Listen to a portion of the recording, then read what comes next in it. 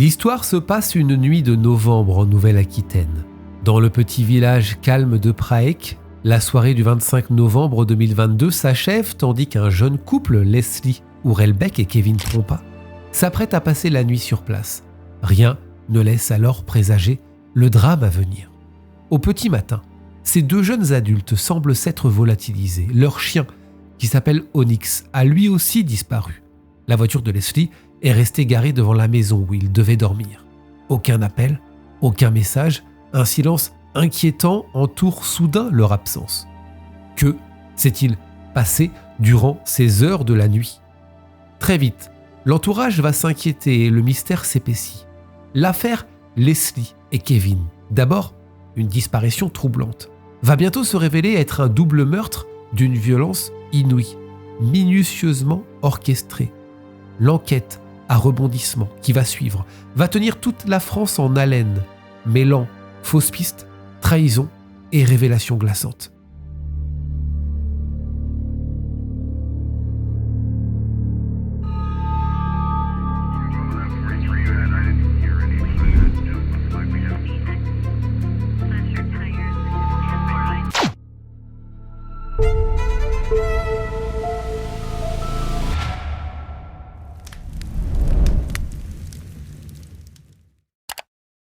Bonjour les amis, bonjour à tous, j'espère que tout va bien. Nouvelle vidéo donc aujourd'hui, on va revenir, vous l'avez compris, sur ce double meurtre qui a tenu en haleine toute la France pendant plusieurs semaines. On était tous les yeux rivés sur cette histoire. C'est vrai que cette histoire est dingue.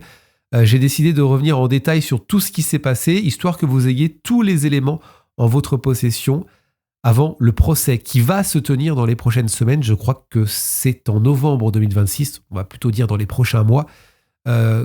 Qui était le couple, comment est arrivée cette disparition, comment on a au fur et à mesure eu des éléments sur cette double disparition et comment on en est arrivé à tout ça et qui est derrière tout ça. C'est ça qui est hyper important. On ne perd pas de temps, on ouvre donc cette page de ce double meurtre, l'histoire de Kevin et de Leslie.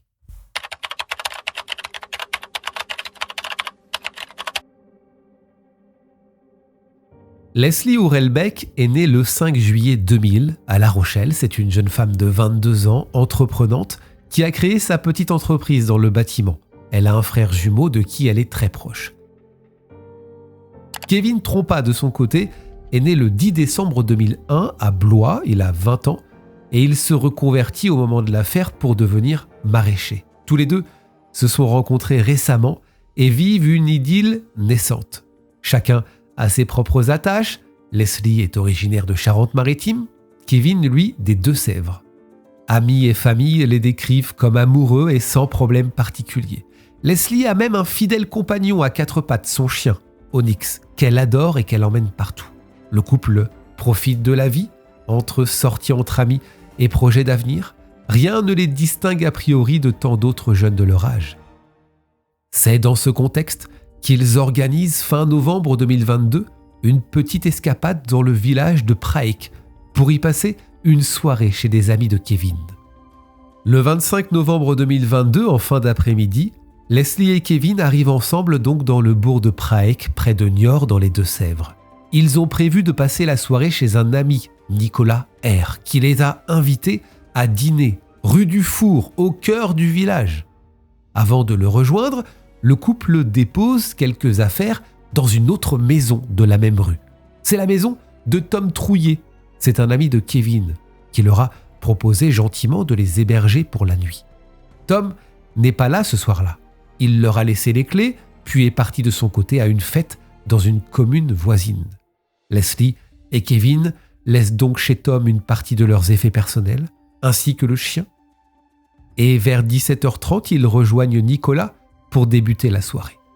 La soirée se déroule d'abord de façon conviviale. On mange, on rit, on profite de la nuit qui tombe. Nicolas R, le dernier à les avoir vus, témoigne que la soirée s'est déroulée tout à fait normalement. Voici ce qu'il dit dans les médias. « Nous avons bien rigolé. On a joué aux jeux vidéo. Kevin m'a présenté sa nouvelle copine, Leslie. Ils étaient amoureux. » Tom Trouillet passe brièvement au cours du dîner saluer ses amis, puis s'absente de nouveau. Les heures avancent dans la nuit. Finalement, aux alentours de 3 heures du matin, Leslie et Kevin quittent le domicile de Nicolas R. Ils repartent à pied dans la nuit, probablement en direction de la maison de Tom où ils prévoient de dormir. Pourquoi on dit probablement? Puisque le chien Onyx, lui aussi, va disparaître. Donc on estime qu'ils sont repassés par cette maison, au moins pour le récupérer. C'est la dernière fois que quelqu'un les voit vivants, puisqu'à partir de cet instant, plus personne ne les reverra. Au lendemain de cette soirée, ni Leslie ni Kevin ne donnent de nouvelles, leur téléphone sonne dans le vide. Sur le moment, on ne s'inquiète pas vraiment, on se dit qu'ils sont en week-end entre copains. Mais les heures puis les jours passent sans aucun signe de vie de leur part. Ce silence prolongé est très inhabituel selon leurs proches. La belle-mère de Leslie va s'alarmer assez rapidement. Ce n'est pas leur genre de ne pas répondre. Kevin a toujours son portable greffé à l'oreille. Ça ne leur ressemble pas.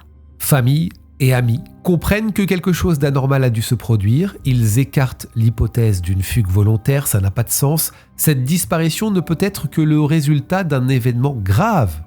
Dès les premiers jours, les proches commencent à s'organiser pour retrouver le couple. Le père de Leslie, en particulier, exprime ouvertement ses doutes. Pour lui, il s'agit probablement d'une affaire criminelle. Il envisage qu'une histoire d'argent qui aurait mal tourné soit à l'origine de la disparition de sa fille et de Kevin.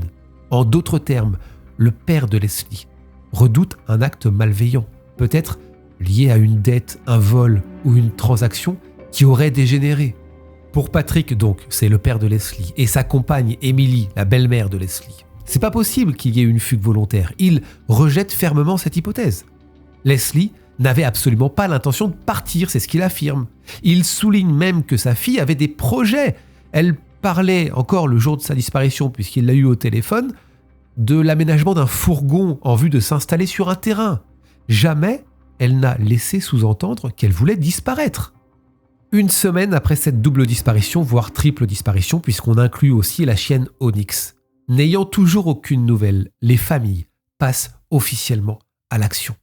Le père et la belle-mère de Leslie se rendent le 3 décembre précisément à la gendarmerie d'Aigrefeuille d'Aunis pour signaler formellement, administrativement, la disparition inquiétante du couple. Les autorités prennent l'affaire au sérieux assez rapidement. Le parquet de Niort ouvre une enquête pour, je cite, enlèvement et séquestration, le 12 décembre 2022. À ce stade, la thèse de l'accident est écartée. On craint que Leslie et Kevin n'aient été kidnappés ou retenus contre leur gré.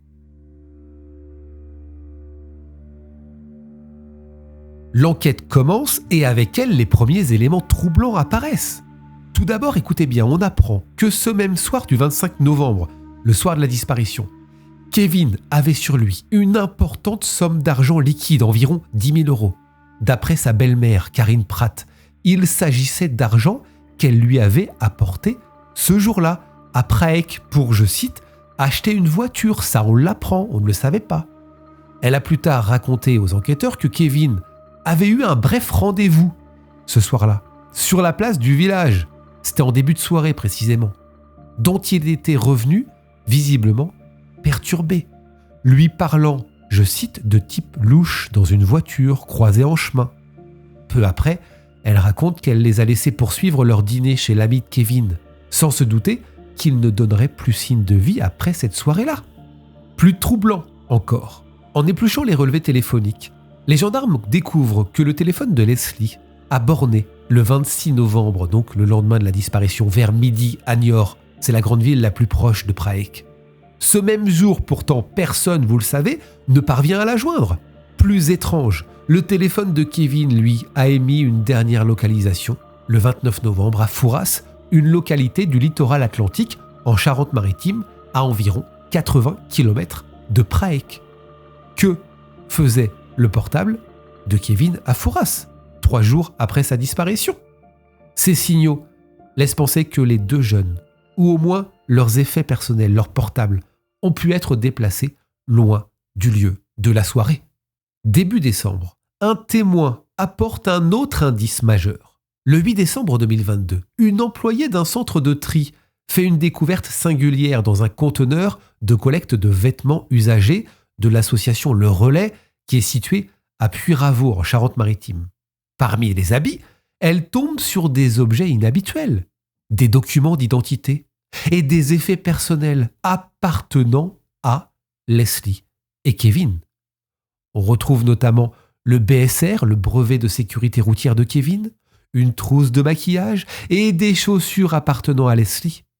Comment ces objets se sont-ils retrouvés là dissimulés dans un conteneur, à près de 45 km de Prague? La découverte de ces affaires personnelles dans un tel lieu renforce les craintes d'une affaire criminelle. Quelqu'un a sûrement cherché à se débarrasser de leurs effets pour faire disparaître les traces du couple. Mais qui? Ce n'est pas tout. Parmi les autres trouvailles intrigantes, il y a aussi le cas de la chienne de Leslie, Onyx. Le 2 janvier 2023, un cadavre de chien est retrouvé non loin de Prague en raison de l'état de décomposition avancé et de la destruction rapide du corps de l'animal qui a été mis à l'équarrissage sans plus de vérification. Il est impossible d'affirmer avec certitude qu'il s'agissait d'Onyx. Mais la taille et la race correspondent. Là encore, l'hypothèse la plus sombre, celle que le chien a pu être tué, commence à hanter les esprits. Le chien pourrait-il avoir été abattu pour ne pas qu'il entrave un éventuel crime?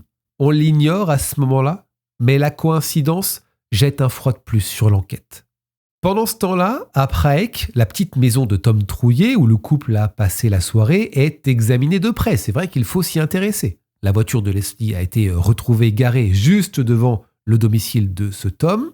Quant au véhicule de Kevin, il est resté stationné devant chez lui, à Coulon, sa commune de résidence, indiquant qu'il avait fait le trajet jusqu'à Prague en tant que passager sans son propre moyen de transport, donc avec la voiture de Leslie. Ces détails logistiques sont autant de pièces du puzzle qui laissent penser que les victimes sont retournées à la maison de Tom se coucher avant de disparaître. Le mystère reste entier, mais l'étau semble progressivement se resserrer autour de l'entourage proche. Au fil des jours, de nombreuses théories et des rumeurs commencent à circuler. Sur les réseaux sociaux et dans la presse locale, on évoque tout et n'importe quoi. Une possible fuite du couple, des affaires de jalousie, un règlement de compte lié à la drogue ou encore un rôdeur violent dans la région. Mais aucune piste concrète n'émerge publiquement à ce stade. Les enquêteurs, eux, avancent prudemment de leur côté. Ils recoupent les indices techniques, téléphone, objets trouvés et les témoignages des proches. Face à l'angoisse de l'attente, les familles décident de ne pas rester les bras croisés. Elles appellent à l'aide et organisent des battues citoyennes pour ratisser la région à la recherche de Leslie et de Kevin.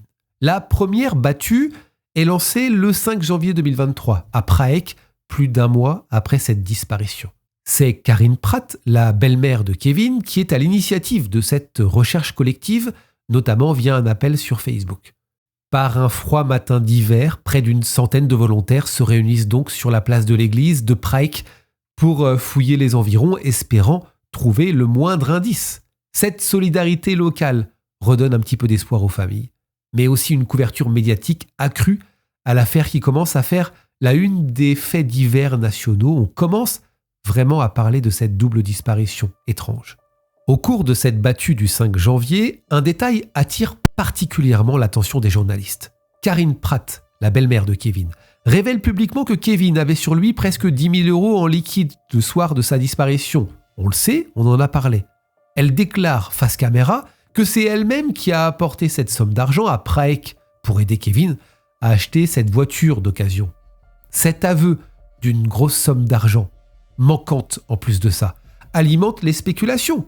Parce que si Kevin se promenait avec autant d'argent, le mobile crapuleux, l'appât du gain, prend du poids dans cette histoire. Beaucoup imaginent qu'un vol aurait pu mal tourner. Et ce vol pourrait être la clé du mystère. Or, ni l'argent ni Kevin ne sont retrouvés lors de la battue. Le fait de savoir cette enveloppe disparue renforce les soupçons d'une agression préméditée liée à l'argent. Un fait troublant se produit d'ailleurs pendant cette même journée de battue. La voiture de Karine Pratt est cambriolée pendant la battue, tout comme son domicile d'ailleurs. Pendant qu'elle cherche son beau-fils dans les bois, des inconnus ont profité de son absence pour voler des affaires personnelles. S'agit-il d'une coïncidence ou d'une tentative d'intimidation? Difficile à dire, Mais ce rebondissement ajoute encore un peu plus un climat étrange dans cette affaire. Quelques jours plus tard, il y a une deuxième battue citoyenne qui est organisée le 14 janvier 2023. Cette fois, elle a lieu à Fouras, l'endroit, vous le savez, où le téléphone de Kevin a été localisé fin novembre. C'est le père de Kevin, Guy Trompa, qui en est à l'origine, bien qu'il soit lui-même incarcéré à ce moment-là pour une affaire sans lien. Il purge en fait à ce moment-là une peine pour violence. Il est derrière les barreaux. Depuis sa prison, il fait donc un appel à l'un de ses amis, Cédric, pour superviser les recherches dans la zone de Fouras. Mais cette battue tourne au fiasco. L'organisation laisse clairement à désirer. Au lieu de commencer à l'heure fixée, les organisateurs sont absents au rendez-vous, si bien que la moitié des volontaires s'en vont avant même de commencer. Cédric, chargé de guider les recherches, ne sait pas très bien où conduire les participants. D'abord, il les emmène sur la pointe de la Fumée, puis fait marche arrière pour explorer les marais de Soumarde, à l'opposé du bourg. Cette confusion finit de décourager les troupes, et au final, aucune découverte significative n'est faite à Foura non plus. La piste indiquée par le téléphone de Kevin reste une impasse, du moins pour l'instant. Malgré ces échecs apparents, la médiatisation de l'affaire Leslie et Kevin s'amplifie. Le public commence à s'émouvoir de la disparition de ces deux jeunes. Chaque nouvel élément est scruté. Mais en coulisses, les gendarmes poursuivent discrètement leurs investigations et bientôt, un tournant majeur va survenir. Alors que nous arrivons au mois de février 2023, l'enquête confidentielle des autorités s'accélère soudainement. Les indices matériels et les auditions vont finir par converger vers des suspects. Le 28 février 2023, près de 3 mois après la disparition, une première arrestation retentit dans les médias. Tom Trouillet, l'ami qui avait hébergé, souvenez-vous, le couple la nuit du drame. Il est interpellé par la gendarmerie. L'arrestation a lieu au domicile du père de Tom à l'Aiguillon-sur-Mer en Vendée, où le jeune homme de 22 ans s'était retranché. La nouvelle stupéfait ceux qui connaissent l'affaire. Tom, c'était un ami proche du couple, la dernière personne censée les avoir vus en vie puisque c'est lui qui les hébergeait. Beaucoup ont du mal à croire qu'il pourrait être impliqué. Et pourtant, rapidement, Tom Trouillet est placé en garde à vue, puis mis en examen le 2 mars 2023 pour, je cite, assassinat et enlèvement sur décision du procureur de Poitiers. Le voile commence à se lever sur une sombre machination. Parce que l'arrestation de ce Tom, c'est le premier domino qui va entraîner les autres. Dès le lendemain, le 1er mars 2023, un deuxième suspect est appréhendé. Il s'agit de Nathan Badji, 22 ans, interpellé sur l'île de Ré en Charente-Maritime. Nathan est originaire de Puyraveau, la même commune où les affaires de Leslie et Kevin avaient été retrouvées dans le conteneur. Sentant les taux se resserrer, Nathan Badji se serait présenté de lui-même à la gendarmerie, après avoir été contacté par les enquêteurs afin de, je cite, collaborer. Il est aussitôt placé en garde à vue à Niort, puis présenté à un juge d'instruction le 3 mars, qui, là encore, prononce une mise en examen pour assassinat et enlèvement. Le 2 mars 2023, un troisième protagoniste est placé en garde à vue, Enzo Chaya, âgé de 23 ans. Son nom avait probablement émergé durant les interrogatoires des deux premiers. Enzo, c'est un ami du groupe et son rôle semble avoir été logistique selon l'enquête. Il aurait prêté sa voiture ce soir-là. Et effectivement, on découvre au fur et à mesure qu'il est le propriétaire d'une Peugeot 206 qui aurait servi, encore une fois, selon l'enquête, au transport des corps. Enzo Chaya est présenté au juge le 4 mars. Il est mis en examen à son tour, vraisemblablement comme complice d'assassinat. Mais l'enquête ne s'arrête pas là, puisqu'un mois plus tard, en avril 2023, 2 autres complices présumés sont débusqués, complétant le tableau d'un véritable guet-apens organisé à 5. Le 12 avril 2023, coup sur coup, les gendarmes interpellent Steven Mathieu, 24 ans, puis Michael Zadi, un jeune homme de 22 ans. Steven, surnommé le K, il est proche de Tom Trouillet. Il est originaire du Havre. On lui impute un rôle après coup. Il aurait aidé à faire disparaître les corps et nettoyer la scène de crime. Steven est mis en examen pour enlèvement, séquestration, recel de cadavres et modification de scène de crime. Michael Zadi, quant à lui, aurait été l'un des assaillants violents de la nuit du 25 novembre. Il est inculpé pour assassinat, tout simplement. En un mois et demi, les 5 membres du possible commando sont désormais sous les verrous. Tom, Nathan, Enzo, Stevan et Michael. Tous sont de jeunes adultes d'une vingtaine d'années, issus de la région. Fait notable, ils se connaissent quasiment tous entre eux, gravitant autour de Tom Trouillet. Le piège commence à se dessiner, mais une confirmation morbide manque encore. Où sont Leslie et Kevin ? Peu après ces interpellations, l'enquête va franchir une étape décisive dans l'horreur. Les suspects arrêtés commencent à livrer des informations. Le 3 mars 2023, soit quelques jours à peine après l'arrestation de Tom et Nathan, les recherches aboutissent à une sinistre découverte. Un premier corps est retrouvé, enterré dans une forêt à Puyraveau. Il s'agit du cadavre d'un homme, bien que le corps soit en cours de décomposition avancée, après plus de 3 mois. Tout laisse penser qu'il s'agit de Kevin Trompa. Les lieux sont immédiatement gelés et fouillés. Le lendemain, le 4 mars 2023, en fin de matinée, les gendarmes font une deuxième découverte tout aussi tragique. Le corps d'une femme est exhumé d'une autre zone boisée sur la commune voisine de Vierzon. Ce second corps se trouve à quelques kilomètres du premier et d'après les enquêteurs, il a été localisé grâce aux indications fournies par Tom Trouillet lui-même durant sa garde à vue. Cette fois, ça ne fait guère de doute qu'il s'agit de Leslie Aurelbeck. La nouvelle du double repérage des dépouilles est communiquée sans tarder au procureur. Quelques jours plus tard, les analyses ADN confirment formellement que ces restes humains sont bien ceux de Leslie et Kevin. L'affaire de disparition se transforme alors définitivement en affaire criminelle. La jeune femme et son compagnon ont été assassinés. Les autopsies réalisées sur les 2 corps vont donner des premiers éléments sur le calvaire qu'ils ont enduré.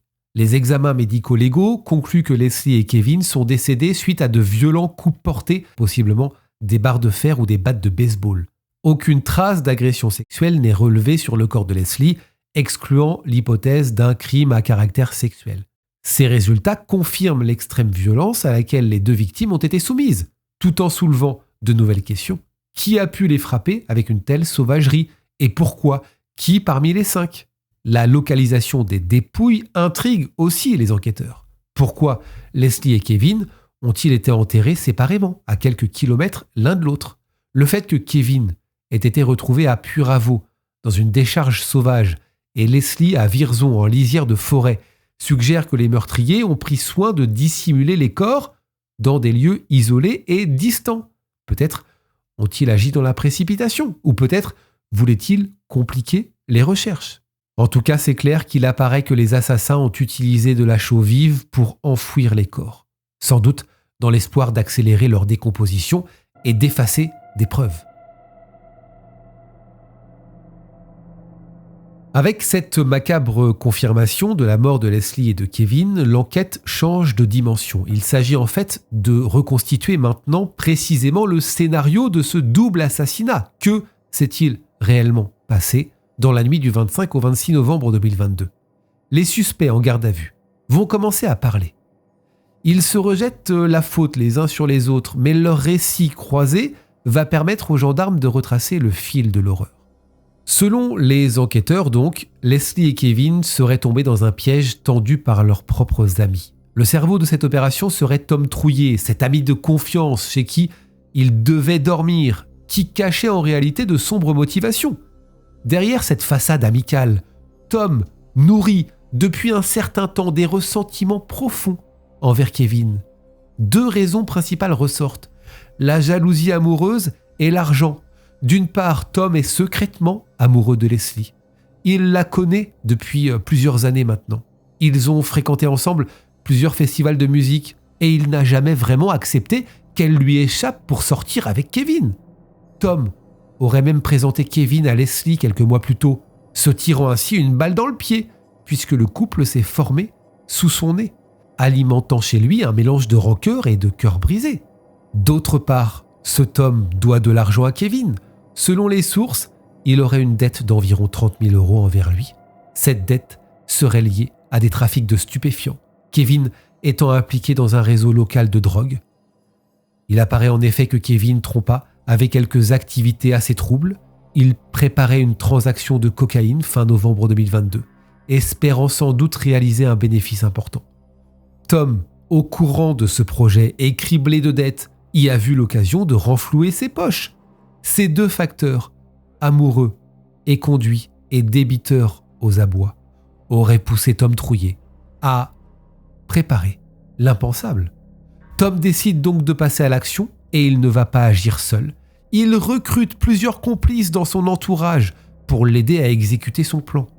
D'après l'instruction judiciaire, ils sont 4 en plus de lui donc, Nathan Badji, Michael Zadi, qui joueront les hommes de main chargés de l'assaut physique. Enzo Chaya, lui, va fournir une voiture et fera le chauffeur-guetteur. Et enfin, Steven Mathieu, le fameux K, est appelé en renfort après coup pour effacer les traces. Ce véritable commando organisé se répartit les rôles. L'objectif que Tom leur expose est clair et terrifiant. Il faut dépouiller Kevin de son argent et aussi de sa drogue. Éliminer le couple. Tom aurait été explicite sur ce point. Il faut, je cite, éliminer, ne pas laisser de témoins. Tout est dit. Les 5 comparses s'apprêtent à commettre l'irréparable, sans laisser de survivants. Le soir du 25 novembre 2022, donc, Tom et ses complices mettent leur sinistre plan à exécution, tandis que Leslie et Kevin passent la soirée chez Nicolas R. Les agresseurs s'organisent en coulisses. Selon l'enquête, Tom, Nathan, Michael et Enzo se retrouvent d'abord à l'écart, possiblement dans une grange ou un lieu discret, pour peaufiner les derniers détails de l'attaque. Ils se munissent d'armes improvisées mais redoutables, au moins une batte de baseball. Il y a une barre de fer aussi, des marteaux, voire d'une machette. Ils enfilent des gants et dissimulent leur visage sous des cagoules noires. L'intention meurtrière ne fait aucun doute. Aux alentours de 3 heures du matin, lorsque Leslie et Kevin quittent le domicile de leur ami pour rentrer dormir, le commando passe à l'action. Leslie et Kevin regagnent la maison de Tom Trouillet, où règne l'obscurité et le silence. Épuisés par la soirée, ils ne se doutent de rien et se couchent dans la chambre prêtée. Onyx, sans doute blotti, non loin d'eux. C'est alors que leurs bourreaux surgissent de l'ombre. Tom et ses 3 comparses pénètrent subitement dans la chambre. En une fraction de seconde, la pièce se transforme en scène de cauchemar. Leslie et Kevin, surpris dans leur sommeil, n'ont pas le temps de réagir. Ils sont immédiatement roués de coups d'une violence inouïe. Les assaillants s'acharnent sur eux à l'aide de leurs armes contendantes. Kevin est frappé à coups de marteau. Leslie est sans doute visée par des coups de machette. Des coups pleuvent et pleuvent, visant la tête et le corps. La fureur est telle que les 2 jeunes s'écroulent, grièvement blessés, baignant dans leur sang. Pourtant, selon les aveux des accusés, les victimes ne meurent pas sur le coup. Leslie et Kevin agonisent, inconscients ou à demi-conscients, pendant de longues minutes. Le commando, lui, reste d'un sang-froid terrifiant face à la scène. Constatant que Leslie et Kevin sont neutralisés mais peut-être pas totalement morts, les assaillants passent à l'étape suivante de leur plan. Faire disparaître les corps, loin de Praek, dans un endroit où personne ne pensera à chercher. Ils traînent les 2 victimes hors de la maison jusqu'à l'extérieur. Une voiture les attend, juste devant, il fait encore nuit. Il s'agit de la Peugeot qu'Enzo a mise à disposition, garée stratégiquement à proximité de la porte. Le groupe charge tant bien que mal les corps de Kevin et de Leslie dans le coffre. Leslie respire encore faiblement. Kevin aussi, peut-être. On referme brutalement le haillon sur eux. Sur place, avant de quitter les lieux, Tom prend le temps de récupérer ce qui était venu chercher, l'argent et la drogue de Kevin. Il est sans doute aux alentours de 4 heures ou 5 heures du matin lorsque la voiture démarre et quitte Praek à vive allure. À son bord, les 4 malfaiteurs, Tom, Nathan, Michael et Enzo. Enzo est au volant. Ils prennent la direction du sud-ouest vers le département de la Charente-Maritime.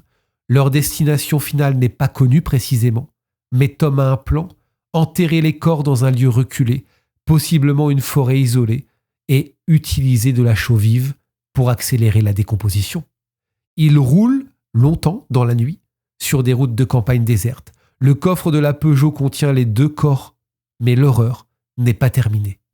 Puisqu'en cours de route, écoutez bien, un bruit se fait entendre depuis l'arrière du véhicule, ça vient du coffre. Les meurtriers réalisent que Leslie est encore en vie. Elle est blessée gravement, elle bouge faiblement, elle gémit, elle tente désespérément d'échapper à son destin. Cette constatation va plonger le groupe dans l'effroi et la panique. La jeune femme doit être achevée. Plusieurs arrêts brutaux vont ponctuer le trajet.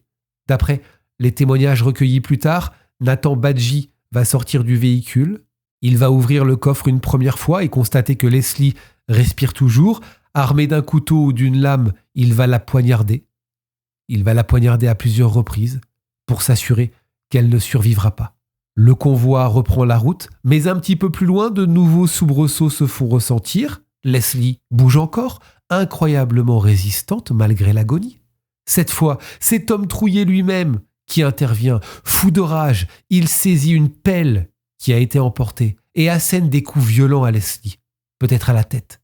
Ça met un terme définitif à ses souffrances. Après ces ultimes sévices, le silence retombe dans le coffre. Leslie Houellebecq et Kevin Trompa sont désormais tous les deux morts. Juste avant l'aube, les assassins parviennent enfin à destination dans la campagne charentaise.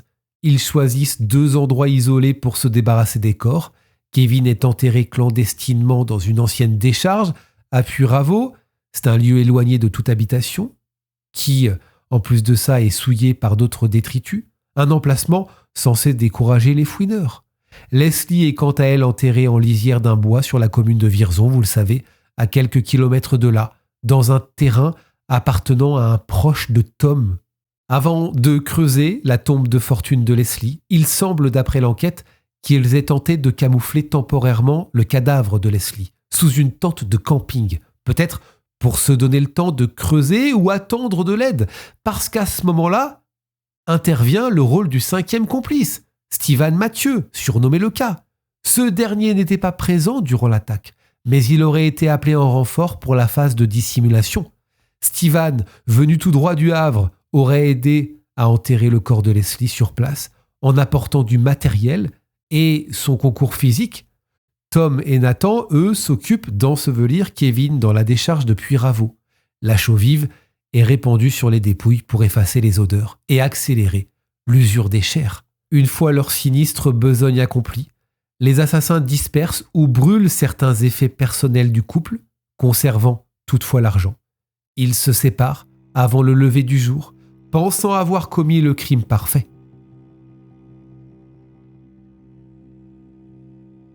Avec l'arrestation des suspects et les aveux partiels, les enquêteurs ont pu retracer donc l'enchaînement du crime. Cependant, il y a de nombreuses zones d'ombre qui subsistent. Chacun des accusés tente de minimiser sa responsabilité et rejette la faute sur les autres, si bien que leurs versions divergent sur plusieurs points. Par exemple, Michael Zadi affirme que ce serait Nathan Badji qui a insisté pour achever Leslie lors du trajet, tandis que d'autres sous-entendent que Tom Trouillet a orchestré chaque détail et porté les coups les plus graves. La question de qui a fait quoi reste délicate. Qui a porté le coup fatal à Kevin ? Qui a frappé en premier ? Ces détails exacts manquent encore et seul le procès donc pourra tenter de les éclaircir. Un élément troublant concerne aussi le sort de la chienne Onyx. Les suspects donnent plusieurs versions différentes de ce qu'ils lui ont fait. Nathan Badji, par exemple, aurait déclaré lors d'une confrontation qu'après le crime, il aurait simplement relâché Onyx, vivant quelque part en Dordogne à plus de 200 km de là, pour s'en débarrasser loin. Tom Trouillet, lui, prétend que Nathan lui aurait avoué avoir tué le chien de 2 coups de fusil et l'avoir enterré près d'une grange proche de chez lui. Une autre rumeur circule selon laquelle Onyx aurait été enfermée dans la salle de bain de la maison à Prague pendant l'agression, puis qu'elle aurait survécu et aurait été relâchée avant d'être abandonnée donc en Dordogne après une tentative ratée de l'empoisonner. Entre ces récits contradictoires, difficile de démêler le vrai du faux. Malheureusement, encore une fois, sans preuve tangible, le destin d'Onyx reste incertain. Il y a toujours ces restes qui ont été retrouvés, souvenez-vous, ces restes de chiens qui pourraient ressembler à ceux d'Onyx. Encore une fois, on n'a pas pu faire des analyses, donc on ne peut pas dire à 100% que c'était Onyx. Après le choc de l'arrestation des suspects et la découverte des corps, l'affaire Leslie et Kevin entre dans une phase plus procédurale, mais tout aussi importante, la préparation du jugement. Les 5 accusés croupissent en détention provisoire, tandis que le juge d'instruction de Poitiers s'emploie à ficeler un dossier solide en vue de la cour d'assises. Un moment clé de l'instruction a lieu en octobre 2024. La reconstitution des faits est organisée sur les lieux du crime à Prague durant 2 nuits, donc du 2 au 4 octobre. Les enquêteurs, les juges, les avocats et les suspects retournent dans la maison de la rue du Four où tout s'est joué. L'objectif, c'est, vous l'avez compris, de rejouer le scénario heure par heure afin de lever les dernières zones d'ombre. Chaque suspect est invité à montrer où il se trouvait, quel rôle il a joué, quel coup il a porté et avec quelle arme. Cet exercice éprouvant doit permettre de mieux cerner les responsabilités de chacun. Par exemple, de déterminer précisément qui a asséné les coups mortels et de confronter les différentes versions dans les conditions réelles. L'émotion est intense lors de cette reconstitution. Pour la première fois depuis la nuit du drame, les 5 accusés se retrouvent ensemble sur le lieu du crime, face à leurs actes. Les gendarmes les encadrent de près, chaque détail est consigné, seule certitude rappelée ce soir-là, les faits ont été d'une violence extrême. Les familles des victimes, elles, vivent douloureusement cette étape de reconstitution. Les parents de Leslie, par exemple, ont refusé d'assister à cette reconstitution. Voici ce qu'ils ont dit. Pour nous, c'est impensable de se retrouver à côté des auteurs et de les entendre décrire les abominations qu'ils ont commises. C'est au-delà de nos forces. Sur le plan judiciaire principal, donc, l'affaire suit son cours. Près de 2 ans après les faits, en septembre 2025, le juge d'instruction a terminé son enquête et rendu son ordonnance. Tous les éléments réunis confirment la thèse d'un assassinat prémédité, commis en bande organisée. 5 hommes sont officiellement renvoyés devant la cour d'assises des Deux-Sèvres pour y être jugés. Selon cette ordonnance, Tom Trouillet, Nathan Badji, Michael Zadi devront répondre du chef d'assassinat, 2 meurtres avec préméditation, tandis qu'Enzo Chaya est renvoyé pour complicité d'assassinat, lui qui a fourni le véhicule et fait le guet lors des faits. Quant au 5e, Steven Mathieu, il est renvoyé pour recel de cadavres et modification de scène de crime. Le procès aux assises s'annonce hors norme tant l'affaire a défrayé la chronique. D'après les estimations, le procès pourrait se tenir fin 2026 ou peut-être début 2027, le temps que la justice organise les audiences et que la défense prépare son contre-argumentaire. D'ici là, les accusés resteront en détention. Les parents de Leslie espèrent que chacun prendra enfin ses responsabilités et dira exactement ce qu'il a fait pour qu'ils puissent, sinon pardonner, au moins comprendre et faire leur deuil. Je souhaite du fond du cœur que ceux qui ont fait ça restent en prison jusqu'à la fin de leur vie. Il est devenu une ombre de lui-même.